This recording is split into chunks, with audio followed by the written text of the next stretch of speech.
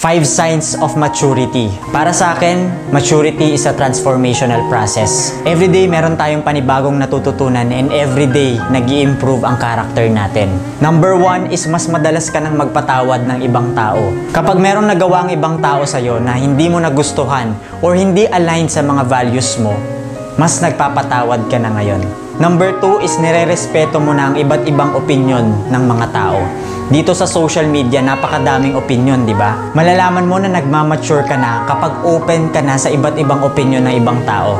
Hindi ka na close-minded na kailangan sarili mo lang yun parating tama. Number 3, baka maraming makarelate dito.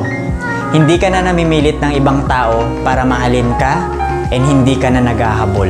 Mas naiintindihan mo na ngayon kapag may mga taong hindi ka gusto or kapag may mga taong hindi sila attracted sa'yo. Number 4 is you don't judge easily. Hindi ka na masyadong reactive sa iba't ibang opinion ng ibang tao. Instead, ang ginagawa mo is tinitingnan mo ang perspective nila. And number 5, hindi mo na dinedepende ang happiness mo sa ibang tao or sa ibang bagay. Dahil alam mo that your inner self is already enough para maging masaya ka.